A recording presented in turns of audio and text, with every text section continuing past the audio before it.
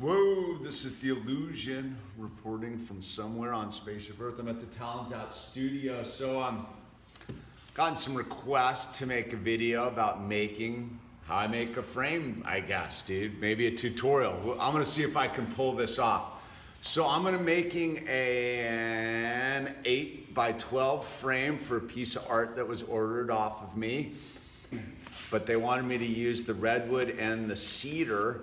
So I'm gonna make 2 frames, but different variables of each other, right?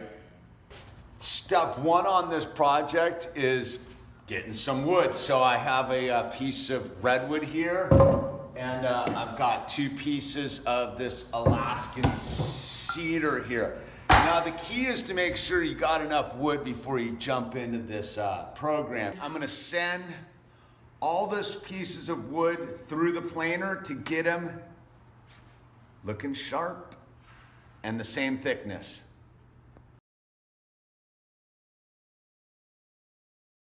We got everything down to the same thickness.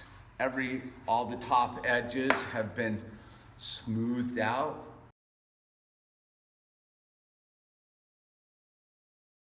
I trimmed down all my wood to the same width. So we're all unified on that department. Now I'm gonna run it through the planer, get these edges all super smooth too, and all of this the same width. Adjustment on the fly. So I was starting off with this kind of a vibe for the, on the thing, which is 2.5. That's a 2.5. And then I'm like, well, I'm putting it in a 12x8 frame, so that frame's gonna overpower the piece of art. And we're trying to show off the piece of art. So what I'm gonna do, instead of doing the thin and then the wide, I'm gonna do 2 small 1/4-inch accents here, inlays. And I'm gonna shrink this down to, I don't know, 1 3/4. 1 3/4, it's half. So I gotta think a little bit here. 1 3/4, 1 7, I think 1 7/8 is my magic number. So 1 7/8, but I gotta make it a little bit thicker, so I run it through the planer. So I'm gonna cut these down from 2.5 to 2.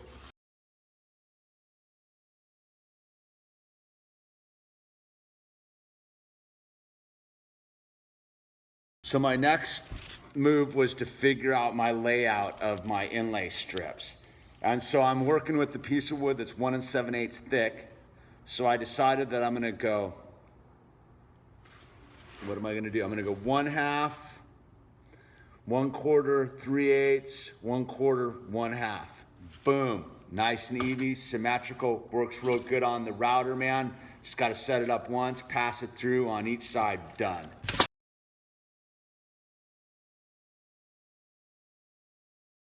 Now we can put our inlay in there, but first, before we do that, we're gonna put our rabbet in the side. That's what holds all the frame and backing in there.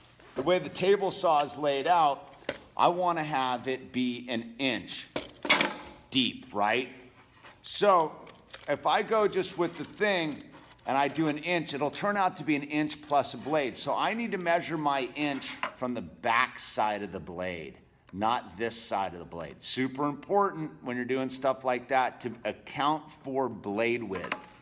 Get my blade all adjusted to the right height, which is 3/16 deep. Boom. To lay out your wood nice and organized when you're running it through the saw so you don't get it all confused and you cut something wrong. All right, man. See, we always got to double check our work. See, I did a little practice nib before I got too committed and realized I'm all turned upside down and I have no idea where I'm supposed to be on this piece of wood right now. So I got to think for a second.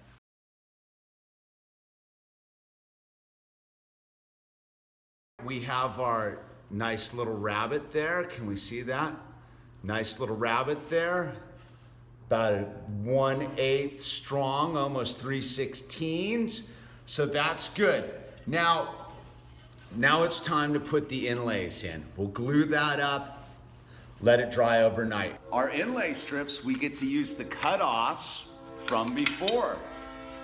So we gotta get these, what we're gonna do is we're gonna get them close to how thick they need to be, 1/4 inch, but we're gonna run them through the planer to zero them in because we want them nice and snug, but we don't wanna have to pound them in, but we don't want a bunch of wiggle in there either.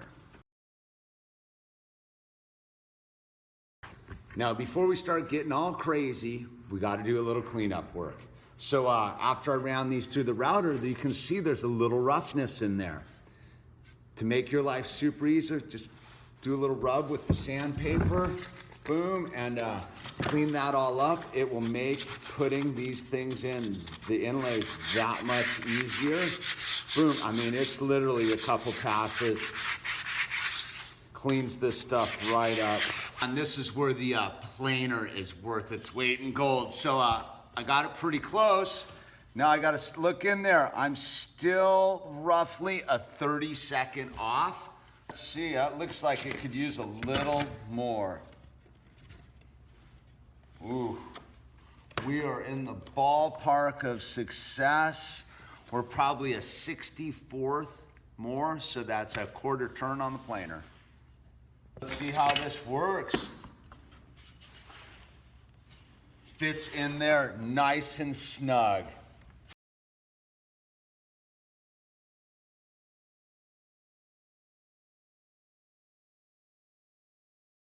We got ourselves all glued up. This is how I like to do it. If you make everything nice and uniform, you can just clamp all this stuff together and use it to clamp itself, man, and get a nice snug fit with your inlay. That's super important. You want it all nice and even so it doesn't give you any trouble down the road. So I have both these set up. Boom. And you can't have enough clamps. It's just one of those things. You can't have enough clamps. And I will tell you this, one of the best purchases I've made is this planer. Thing's awesome.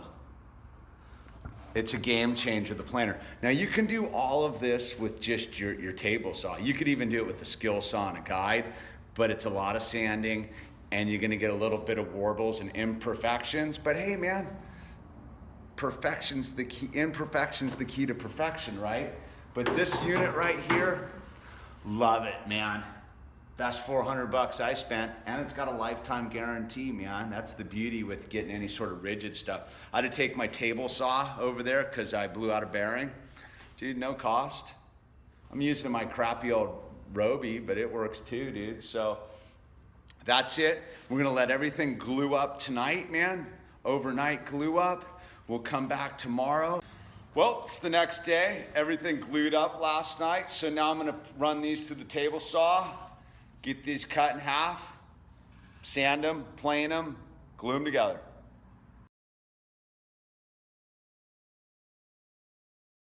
All right, we've trimmed these all up. Now it's time to run them all through the planer. Boom, boom, boom.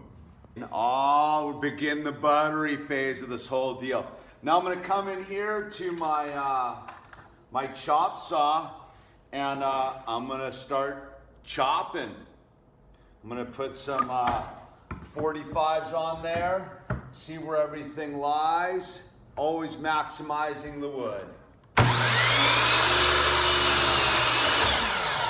You need to make yourself some interdimensional little measuring sticks, right? This is the 10 and this is the 12, because when you get in here to your rabbet with that first 45, it's really rather hard to get an accurate measurement with your tape measure. So I'll just lay my measuring stick in there and get it all lined up on that corner, and then give myself a scribe, go in and cut it. 2 sets, every one of them the same. This is the make or break move, is whether these are all exactly in alignment. You sure do your best to try to get that right, don't you? So now it's time to glue it together. Glue up time. I don't know how you do it. Don't do it without one of these clamps right here. What it is it's a clamp that you crank it in, you tighten it, it applies equal pressure on all four corners. And then once you have everything set, you crank it down and it just mashes it all together. I'm sure there's other ways to do it. I've tried other ways. Once you get one of these, you'll know. You'll know. We are all glued up. We'll let this sit overnight. Always remember to protect your wood from the pressure of the clamps with some little pad blocks. We got pretty tight on the corners. Kind of fired up on that. 4 tight corners. We're digging that. We're using this clamp because there was a little bit of roll in the wood, so this clamp brought it together just what it needed. It just needed a little bit of adjustment. Same with this one here. But we're fired up on our corners. Yeah. Stoked about that. So we'll let this sit overnight. We're back the next day. They're all glued up. You know, you can get pretty critical. Kind of stoked. The corners are tight. One of them's off a little bit. That kind of bumps me out, but that's because I'm staring at it. You can hardly notice it if you step back. This one came out nice too. Again, there's always, especially using upcycled wood, there's always going to be some inconsistencies, man, and we just roll through it.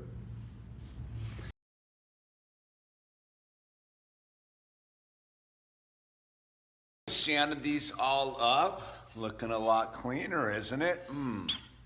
Tasty, real tasty. Boom. All right, next phase on this is to do all the internal work, i.e. cut the piece of glass, cut the backing piece, and cut the slots in for the little lockers.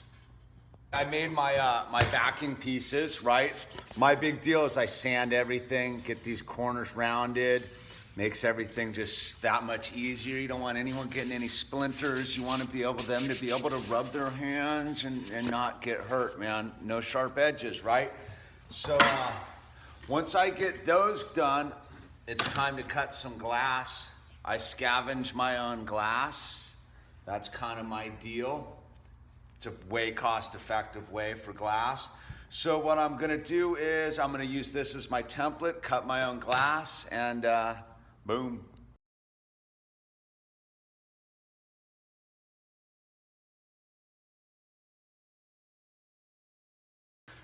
We got glass in there. We've got the backing in there. This is my system for locking these down. Is I make these, I don't know what even to call them. I guess they're sort of shims or something. And then I cut a little notch in here with my, I don't even know what these things are called. We call them Steely Dan's on the job site, dude, the jiggler. So I make a little cut in there, and I insert these, and boom. Custom fit, baby. Boom. All right, we got a couple more steps. We got to put the little lock it down corner detail in there. I don't know if it's absolutely necessary. These are small frames, but I don't want them splitting ever. And then final 220 sand, stain, hardware, done. And I'm making my little detail on the corner to hold everything together. How do you do that? Well, I made a jig. I made a jig for myself. It's super kind of hoopty and like improvised, but I've been refining it. But this is my jig. I fit it in here. I lock it down. Boom. Gives me a perfect corner. Now I just make my little biscuit, slide her in there, glue her up. We're in the final stages.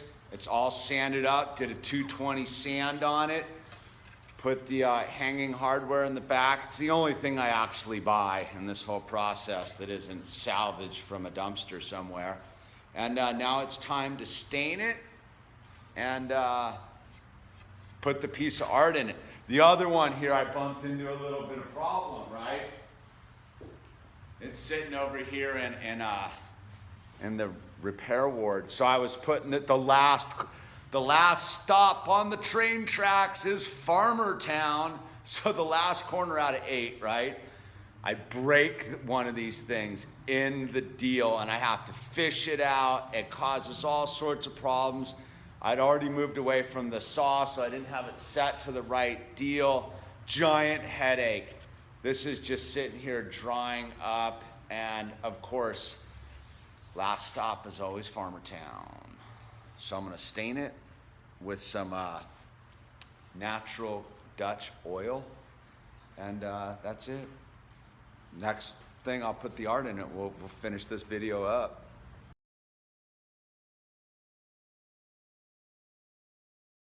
There it is, art installed in the frame. That's tough with the glare, I know. What are you gonna do?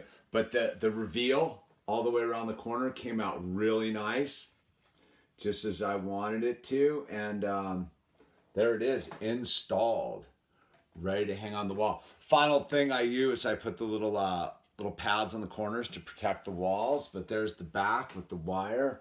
It is ready to hang up. Looking fly. Looking fly. I'm kind of stoked. These came out really pretty good. So there it is, man. You want to get yourself a frame? The links are down below. My Etsy account. You can email me directly, and let's frame your stuff up, man. Let's turn my dream into your reality. And thanks for tuning in.